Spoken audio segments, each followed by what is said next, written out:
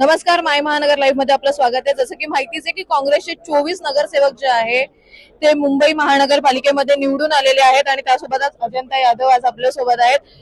Ma'am, काय सांगाल? निवडून आलेला आहात, पण जसं आता वर्षा गायकवाड यांनी तुमचा उल्लेख केला, तुम्ही 24 नगरसेवक 24 कॅरेट प्रमाणे आहात आणि तुम्ही कुठेही जाणार नाही, खरं आहे का?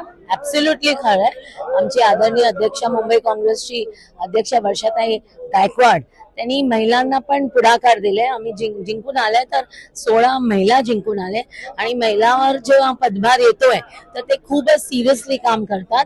आम्हाला आता आपल्या पक्षाला जे महिला निवडून आले, जे लोक निवडून आले, आम्हाला त्यांचं जनताची आवाज उचलायची आहे। कारण खूप झालं मुंबईमध्ये, अत्याचार पण भरपूर झालेत, स्वच्छता कुठेही नाहीये। कॉन्ट्रॅक्टर बरोबर जे साठगाठ आहे त्याला आम्ही तोडण्याचा पूर्ण प्रयत्न करूया आणि जे त्यांनी खोटे वादे केले, फॉर एक्झाम्पल मी डॉक्टर, आम्ही आपल्याला हे सांगू इच्छिते की पूर्ण मुंबईमध्ये आपला दवाखानाचा गोड गुण गाव सांगत होते शिंदे फडणवीस सरकार, पण मी स्वतः ते चेक केलंय।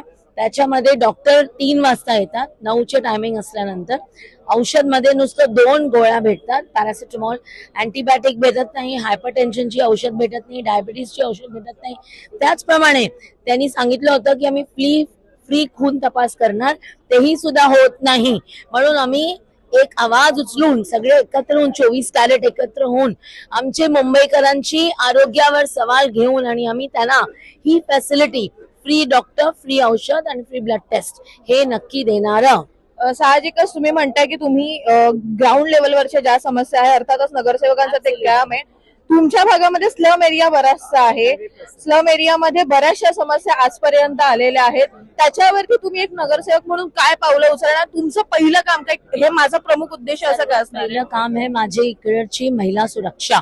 कारण मी एक महिला असून मी ही एक समजून घेतलंय की तिकडे छोटे छोटे गलीज आहेत, त्यामध्ये महिला राहतात, कारण स्लम आहे आणि त्या स्लम मध्ये अंधार आहे आणि त्या अंधारमुळे महिला बाहेर यायला घाबरतात किंवा जी लेट नाईट बिचारे कॉल सेंटर्स मध्ये काम करतात, युवती जे येतात, यंग महिला, त्यांना घरी यायला पण त्रास होतोय। सर्वात प्रथम महापालिकेतून, प्रशासनचे फंडातून आम्ही त्यांना फ्री लाईटची सेवा आणि सीसीटीव्ही कॅमेराची बंदोबस्त करण्याचं आम्ही पाऊल उचलणार आहे। Thank you so much. या होत्या अजंता यादव, ज्या नुकत्याच नवनिर्वाचित नगरसेविका म्हणून काँग्रेस पक्षातून निवडून आलेल्या आहेत आणि खरं बघायला गेलं तर उत्तर मुंबई मधला जो पहिला वॉर्ड येतो त्या वॉर्ड मधून यांची नगरसेविका म्हणून निवड झालेली आहे।